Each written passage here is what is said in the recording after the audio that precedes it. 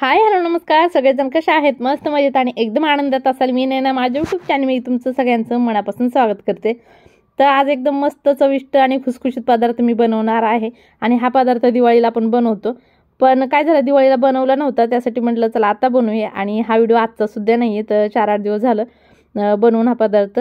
आणि कोणताही पदार्थ जर बनवायचा असेल किंवा दिवाळीचा जर पदार्थ आपण जे दिवाळीला बनवतो ना त्या आधीमध्ये जर बनवायचा असला ना तर काय हरकत नाही बनवून खाऊ शकतो आपल्याला जेव्हा खायचं तेव्हा।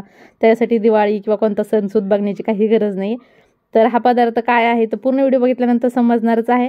पूर्ण व्हिडिओ बघा आवडल्यानंतरच लाईक करा शेअर करा सबस्क्राईब करा आणि कमेंट करा सुद्धा बिलकुल विसरू नका। तर इथं जे गॅस दिसत होता तुम्हाला काळा थोडासा तर त्याच्यावरती प्लेट ठेवलं जेणेकरून चांगलं दिसत नव्हतं बघायला।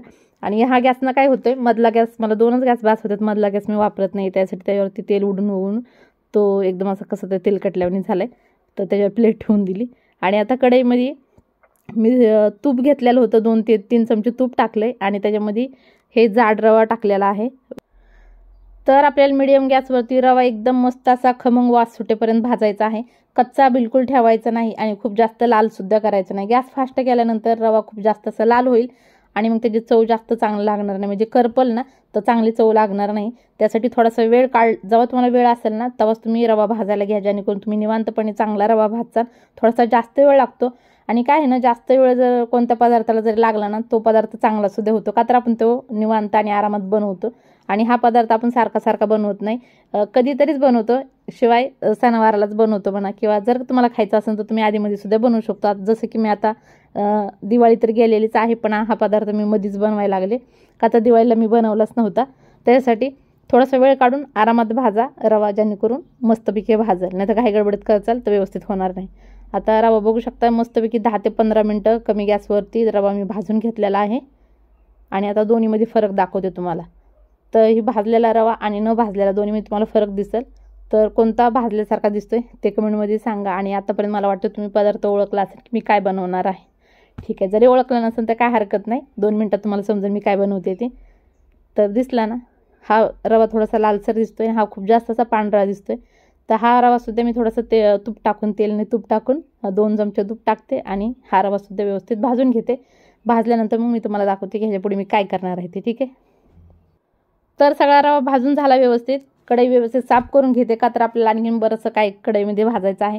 इथं सगळ्यात पहिले थोडेसे मनुके कट करून घेते खूप मनुके लांब होते तर म्हणलं आधी छोटे छोटे तुकडे करून घेते जेणेकरून मस्तपैकी असे दिसायला सुद्धा चांगले दिसतात आणि खायला सुद्धा चांगलं लागतं। ते काय होते तुपात जर मनुके टाकल्यानंतर खूप जास्त असे मोठे फुगतात आणि ते दिसायला पण चांगलं लागत नाहीत आणि खायला सुद्धा चांगले लागत नाहीत।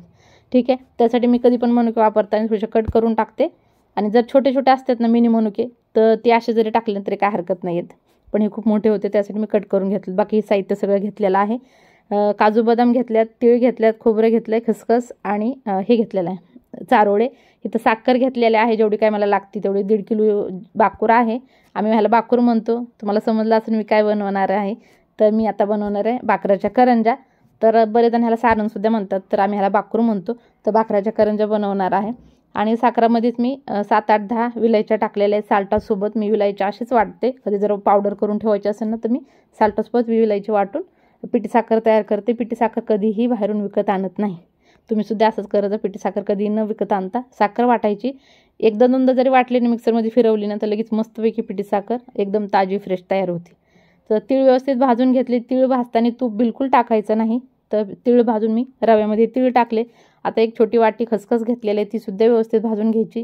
आणि दुसरी गोष्ट म्हणजे की तीळ काजू बदाम खोबरं हे सगळं तुम्ही थोडंसं जास्त वाढून जरी टाकलं तरी काय हरकत नाही। रवा थोडासा कमी केला आणि बाकीचं सगळं सारण थोडंसं जास्त वाढवलं तरी सुद्धा काय हरकत नाही।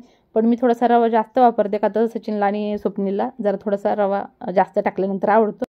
पण तुमच्या घरच्यांना जर कोणतं का पदार्थ जास्त आवडतं असेल जसं की खोबरं म्हणा कोणाला जास्त टाकलं आवडतं काजू बदाम टाकलेलं जास्त आवडतं तर तसं तुम्ही तुमच्या आवडीनुसार कमी जास्त करू शकता।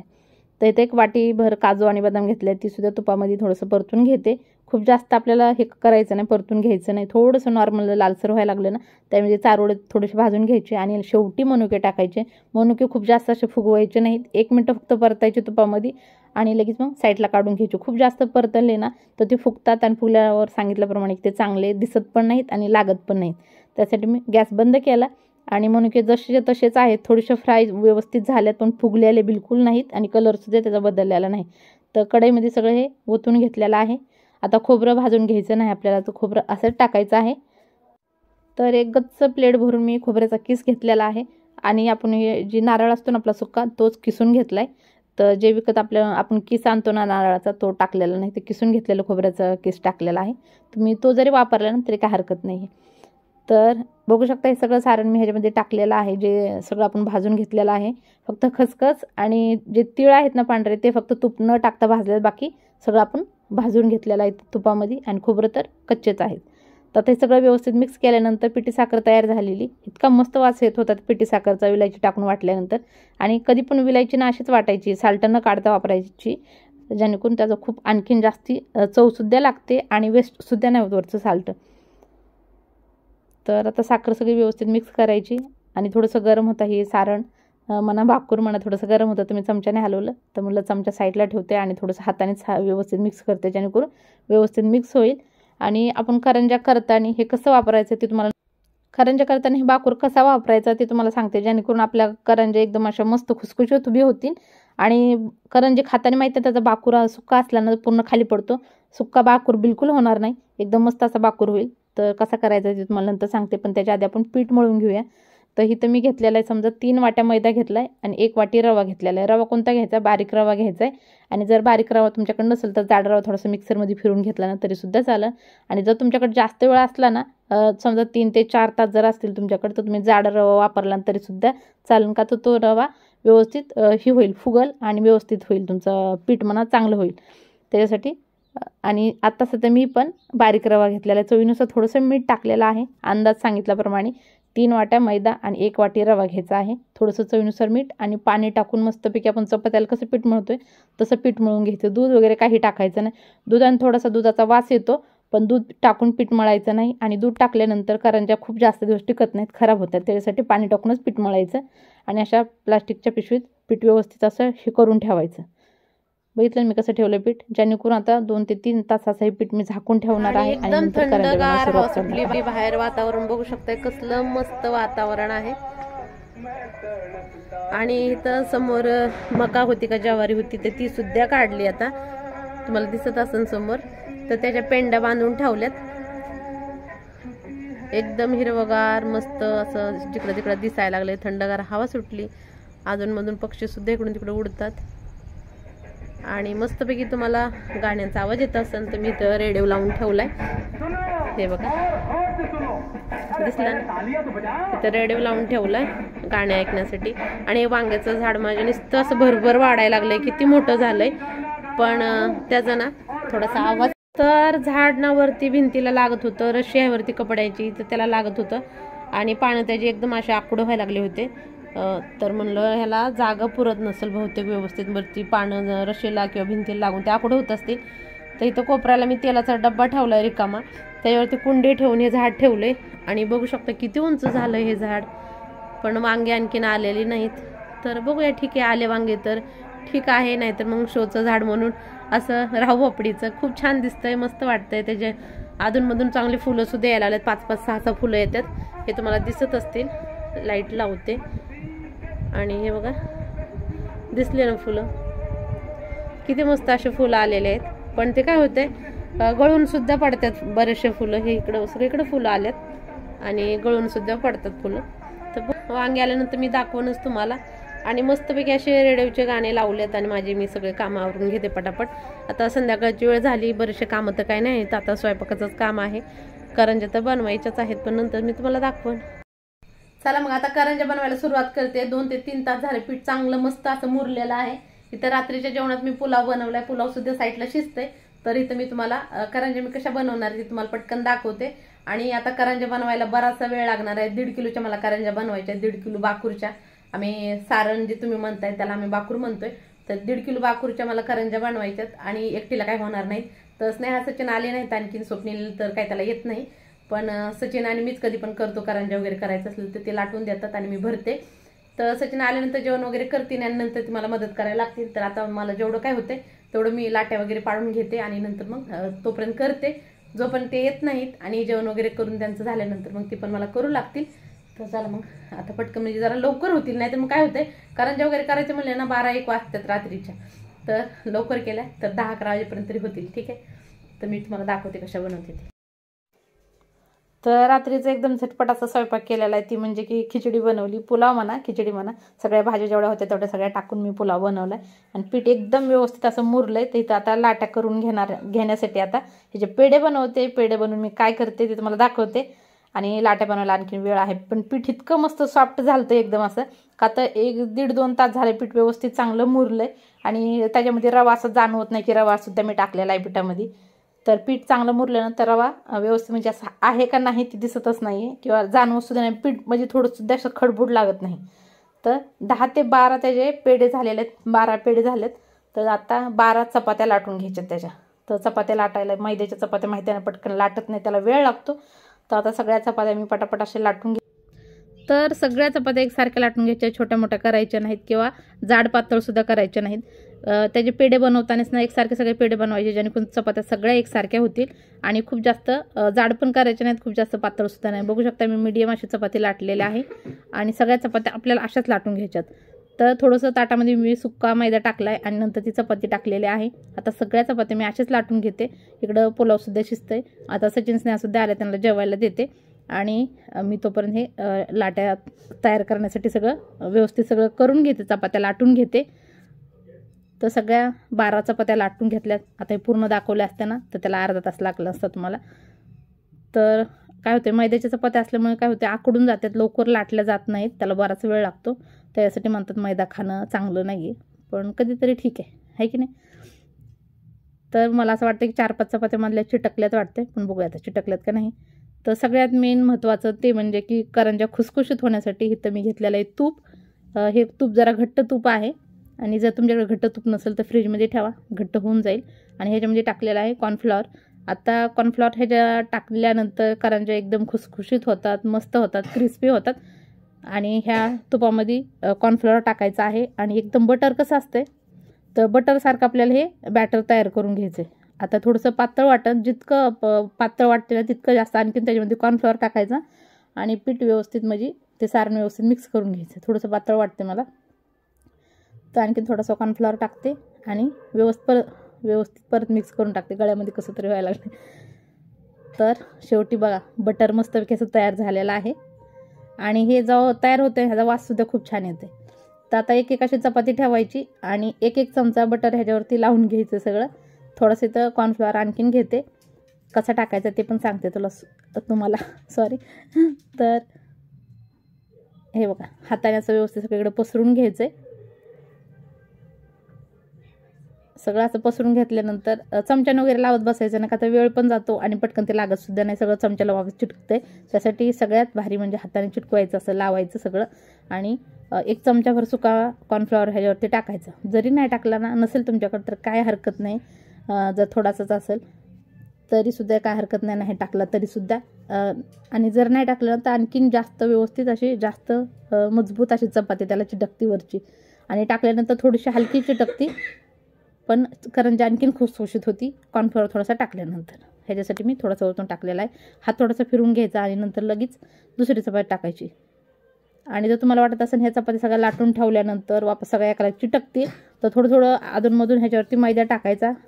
प्रत्येक चपाती टाकताना ताटामध्ये त्याच्यावरती थोडासा मैदा टाकायचा, नंतर चपाती टाकायची. आणि जर तुमच्याकडे दुसरं कोणीतरी चिटकवायला असेल ना, तर एका साईडला लाटायचं आणि एका साईडला लगेच चिटकवायला द्यायचं, जेणेकरून ते चिटकत राहतील, तुम्ही लाटत राहाल. इथं पुलाव तयार झाला. तर सचिन आणि स्नेहा दोघंजण जेवण करायला टी व्ही बघत. आता ह्यांचं जेवण वगैरे झाल्यानंतर तोपर्यंत माझं हे चिटकून सगळं झालं. पीठ सगळीकडे पसरून वगैरे झाले, बघितलं ना, खाली सगळं सांडले मैदा. एकावर एक सगळ्या चपात्या मी चिटकून घेतलेल्या आहेत, लेअर बाय लेअर करून घेतल्या. आणि आता थोडंसं लाटणं फिरून घेते, जेणेकरून व्यवस्थित चिटकतील. असं वाटते ना वरतून बघितल्यानंतर एकच चपात्या आहे, पण ह्या सगळ्या 12 चपात्या चिटकवल्यात मी एकाला एक. आता 12 लेअर होणार आहेत. पण सांगितल्याप्रमाणे की ह्या करंज्या तर ह्या जे वरतून लेअर दिसणार नाहीत, लेअर त्याच्या आतमधून दिसणार आहेत. खाताने समजणार आहेत की लेअर किती मस्त कुरकुरीत खुसखुशीत असे करंजे होणार आहे. बघितले ना, सगळे असे मी लेअर चिटकून घेतल्यात. आणि एवढेच लेअर आपल्याला करंजे खाताने सुद्धा लागणार आहेत. एक अर्ध म्हातारा माणूस असेल ना, त्याला कडक असं काही खाता येत नाही ना, पण ते सुद्धा हे करंजे आरामात आरामात खातील म्हणणार नाहीत की नको बाबा ही कडक असेल मला खायला येणार नाही, तर सगळेजण आरामात खातील. इतक्या खुसखुशीत आणि मस्त अशा करंज्या होतात. तर तुम्ही केल्याशिवाय तुम्हाला समजणार नाही की कशा बनतील. आणि शिवाय अशा करंज्या कोण कोण बनवतं ते सुद्धा मला कमेंटमध्ये सांगायला विसरू नका. ठीक आहे. तर चला आता जेवढं काय वरती सारण होतं ना ते सगळं ह्याला चिटकून वरती घेते आणि एकदम मस्त असा फिट रोल बनवून तयार करायचा आपल्याला. तर हे सगळं सारण मी लावून घेतलं आहे. दाखवताना किती मस्त आहे ना, पटकन दाखवता येते पण करायला बराचसा वेळ लागतो याला. थोडंसं वरतून कॉर्नफ्लॉवर टाकलेलं आहे आणि आता एकदम टाईट असा रोल आपल्याला हे करून घ्यायचा आहे, बनवून घ्यायचा आहे. आणि जर हे सारण जर उरलं नसेल ना तर वरची नाही लावलं ना तरीसुद्धा काय हरकत नाही. मला 2 वेळा सारण बनवावं लागलं आणि नंतर तेव्हा ते पुरल्याला एकदा बनवलं तर ते पुरलं नव्हतं मला, त्यासाठी मी 2 वेळा बनवले. आणि आता एकदम असा फिट टाईट रोल बनवून घेते. हे बघा मी ताटामध्ये पोळीपाट ठेवला जेणेकरून खाली लोळला ना तरी सध्या म्हणजे खालचं घाण वगैरे लागणार नाही रोलला, त्याच्यासाठी असं बनवून घेतलं आहे. आणि आता हे 3 भाग कट करून घेणार आहे मी. माहीत ना म्हणजे गळ्यामध्ये कसं व्हायला लागलं, एकदम असं कसं तरी मधले शब्द फिरायला लागले. असं चाकून कट करून घेतलं आहे. आता बाकीचं मी हे पीठ एका थैलीमध्ये ठेवते आणि हे बघू शकता रोल कसं तयार झालेला आहे. आता ह्याला हाताने व्यवस्थित असं दाबून घ्यायचा आणि असं लांबून घ्यायचं आहे जेणेकरून त्याच्या व्यवस्थित आपल्याला लाट्या बनवता येतील. हे बघा असं करून घ्यायचं आहे. ते बाकीचं मी थैलीमध्ये ठेवते आणि जर थैलीमध्ये ठेवलं नाही ना तर हे पीठ एकदम असं कडक होतं, सुक्कं होतं आणि नंतर मग आपल्या लाट्या फाटतील आणि करंज्यासुद्धा मग तळताना त्या फाटतात. त्यासाठी मग थैलीतच ठेवायचं. त्याच्यापेक्षा आणखीन ह्या लाट्या संपेपर्यंत हे पीठ आणखीन सॉफ्ट होते, आणखीन छान लाट्या बनतात त्याच्या. तर तुम्ही ह्या लाट्यांना तुम्ही धाग्यानेसुद्धा कट करू शकता किंवा चाकूनेसुद्धा. चाकूने व्यवस्थित कट होत नाही, धाग्याने व्यवस्थित कट होतात. तर डब्यामध्ये मी सारण भरून ठेवलं होतं आणि एकदम सुटसुटीत असं हे सारण आहे. तर आता हे सुटसुटीत आपल्याला असं सारण भरायचं नाही. ह्याच्यामध्ये काय टाकायचं ते तुम्हाला सांगते, ते म्हणजे पाणी टाकायचं आहे. हो आता बरेच जण म्हणतील पाणी ह्याच्यामध्ये मिक्स करायचं. हो पाणी मिक्स करायचं आहे, दूध टाकायचं नाही. आणि एकदम मस्त असं सगळं सारण व्यवस्थित मिक्स करायचं आहे आणि हे थोडंसं ओलसर असं सारण तयार करायचं आहे. हे महिनाभर जरी करंज्या ठेवल्या ना 1-1.5 महिन्यात तरीसुद्धा तुमच्या करंज्या बिलकुल खराब होणार नाहीत. अशा एकदम मस्त अशा करंज्या राहतील आणि बाकूर असा खाताना असं खाली पडणार नाही, एकदम करंज्यामध्येच राहील. एकदम असं ओलसर एकदम छान असं राहील बाकूर. तुम्ही करून बघा. पण दूध टाकू नका. दूध टाकलं ना तर तुमच्या करंज्या नक्की 8 ते 10 दिवसात खराब होतील. जर तुम्हाला पटकन खायचे असतील तर दूध टाकलं तरी काहीसुद्धा हरकत नाही. अशी एक लाटी घ्यायची आणि एकदम थोडीशी अशी ही झाली ना व्यवस्थित गोल जरी झाली नाही ना तरीसुद्धा काय हरकत नाही. फक्त एवढंच की एका साईडला जाड एका साईडला पातळ करू नका.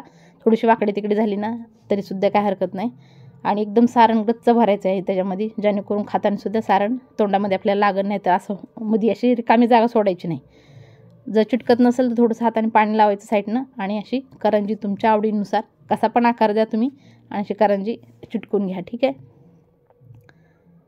बघू शकता करंजी किती मस्त असे झालेले आहे. आता सचिन आणि मी 2 जण मिळून करताव, नाही तर मग पटकन होणार नाही. ते लाटून देतील आणि मी अशा करंज्या भरल पटापट सगळ्या बनवते आणि तुम्हाला दाखवते.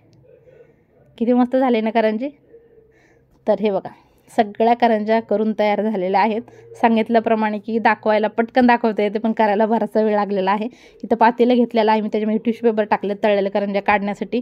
गॅसवरती तेल गरम करायला ठेवलेलं आहे आणि आता तेल खूप जास्त असं कडक करायचं नाही, तर मीडियम तेल आपल्याला गरम झालेलं पाहिजे पाहिजे. तर हे बघा असं तेल गरम पाहिजे आणि खूप जास्त करंज्या करपवायच्या नाहीत आणि खूप जास्त लालसरसुद्धा काढायच्या नाहीत. थोड्याशा लाईट लाल झाल्या ना तर लगेच काढायच्या जेणेकरून मस्तपैकी अशा फ्राय होते. मी तुम्हाला फ्राय झाल्यानंतर सुद्धा दाखवणार आहे की कशा फ्राय करायच्यात आपल्याला. तर कढईमध्ये जेवढ्या बसतात तेवढ्या टाकायच्या आहेत आणि ताट भरून इथं आहेत. आणखीन हॉलमध्ये ताट भरून का तर हॉलमध्ये मस्तपैकी मांडी घालून टी व्ही बघत करंज्या बनवल्यात.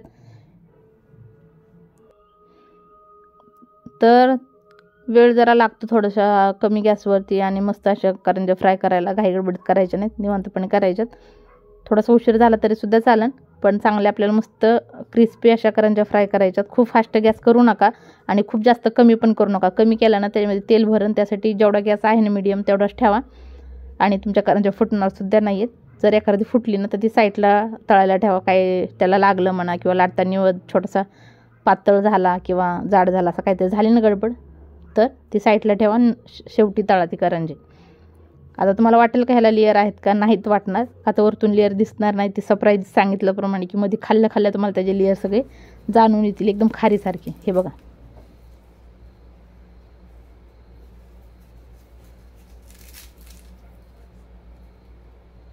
तर एकदम खुसखुशीत एकदम चविष्ट अशा करंज्या तयार झालेल्या आहेत. आणि ह्या करंज्या तुम्हाला खाण्यासाठी एकदा बनवून बघावं लागतील, तेव्हा तुम्हाला समजणार आहेत की ह्या करंज्या कशा आहेत. वरून जर तुम्हाला लेअर त्याचे जास्त व्यवस्थित दिसले नाहीत तरी सुद्धा करंज्या तोडल्यानंतर खाताना तुम्हाला एकदम खुसखुशीत आणि एकदम चविष्ट अशा करंज्या लागणार आहेत. तर मॅजिक करंज्या आहेत म्हणा किंवा एकदम सरप्राईज करंज्या आहेत, का तर खोलल्यानंतर किंवा खाताना तुम्हाला ते समजणार आहेत की कशा खुसखुशीत आहेत ते. तर मला माहित नाही तुम्हाला व्यवस्थित माझं समजते का नाही खुसखुशीत ही म्हणणं, का तर माझं एकदम नाकात बोलणं चाललेलं आहे, मला वाटायला लागले असं, का तर मला सर्दी वगैरे जाम आहे त्याच्यासाठी. तर रात्रीच्या 1-1:30 वाजलेले आहे आणि मला वाटलं होतं की लवकर होईल, पण लवकर काय झालं नाही. तरी सुद्धा मला सचिनने मदत केलेली करंजी बनवण्यासाठी. आता सचिन, स्नेहा, स्वप्नील सगळे झोपलेत आणि किचनवरती पसारा बघू शकता खूप जास्त पडलाय. पण आता मी काही साफ वगैरे करणार नाही, थोडासा कचरा कॉक्रोच वगैरे होऊ नये त्यासाठी थोडासा कचरा मी फक्त भरणार आहे, का तर मुंग्या वगैरे होतील ह्या गोडनं काहीतरी. तर पातेलं वगैरे मी झाकून ठेवते, पंख्याखाली ठेवणार आहे, का तर एकदम अशा गरम करंज्या आहेत आणि थंड झाल्यानंतर आणखीन त्या खुसखुशीत होणार आहे. ठीक आहे, तर झाकून ठेवते. आणि तेल सुद्धा बरंचसं राहिलेलं आहे कढईमध्ये, हे बघितलं ना. तर हे तेल पण मी आता झाकून ठेवते आणि सकाळी त्याला गाळून भाजीला वगैरे म्हणा कशाला वापरेल मी. आणि आता उशीर झालाय तर मी झोपते आणि हा व्हिडिओ मी इथं संपवते. तुम्हाला सुद्धा आवडला असेल तर लाईक करा, शेअर करा, सबस्क्राईब करा आणि कमेंट करा. बिलकुल विसरू नका. व्हिडिओ त्याच्यानंतर बाय बाय.